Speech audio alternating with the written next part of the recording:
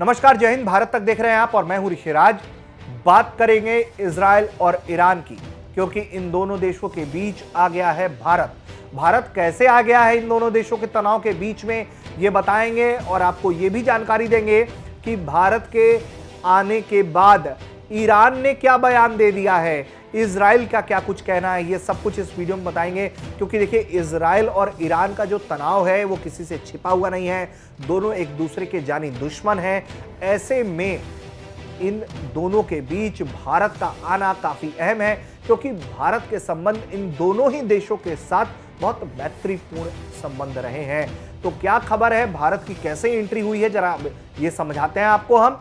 दरअसल इजराइल के जो नए दूत हैं भारत में, नाओर गिलोन, उन्होंने ईरान और इजराइल की दुश्मनी के बीच भारत को एंटर करवा दिया है। दरअसल नए क्वाड समूह के सदस्य जो हैं, इजराइल, भारत, अमेरिका और संयुक्त अरब अमीरात को लेकर बात करते हुए उन्होंने कहा कि ये किसी एक देश के खिलाफ नहीं है, लेकिन इन सभी देशों के साथ आने का कारण ईरान द्वारा फैलाई जा रही अस्थिरता है। उन्होंने कहा है कि हम किसी एक देश के खिलाफ नहीं है, हम डिप्लोमेट है और राजनेता है। हमारा कर्तव्य है कि हम अपने देश के लोगों के जीवन को बेहतर बनाएं। उनका कहना है कि आर्थिक बुनियादी और सहयोग स्तर पर इन देशों के गठबंधन में काफी संभावनाएं हैं। खाड़ी देशों के साथ इजराइल के संबंध बेहतर और खुल रहे हैं, जिसके कारण ईरान को लेकर भय है और उनकी चिंता बढ़ रही है। ईरान इस क्षेत्र में अस्थिरता पैदा करने वाला सबसे बड़ा देश है, ऐसा आरोप लगाया है इजराइल के नए दूत ने। ये देश यमन से लेकर लेबनान और इराक से लेकर सीरिया और बहरीन हर जगह स्थिरता पैदा कर रहा है, ये भी आरोप लगा है ईरान पर। और इन्हीं सब के बीच जो है वो एंट्री करा दी गई भारत की। इजराइल के राजनयिक के बयान के बाद नई दिल्ली में ईरानी दूतावास से भी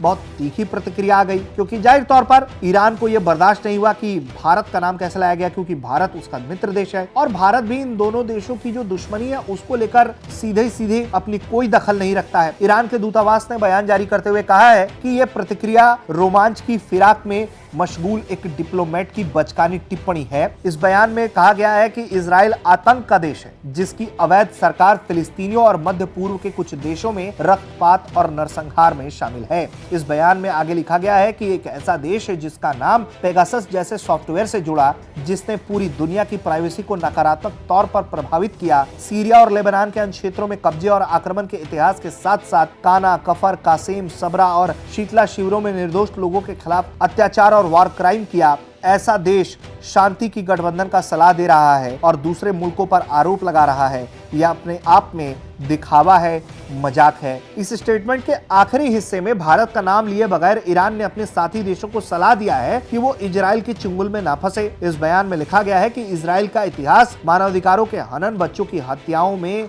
शामिल रहा है। ऐसे में जो ईरान के मित्र देश हैं वो इस शासन के जाल में नहीं फंसे। तो कुल मिलाकर ईरान और इजराइल की जो लड़ाई है उसमें भारत की एंट्री करवा दी गई है।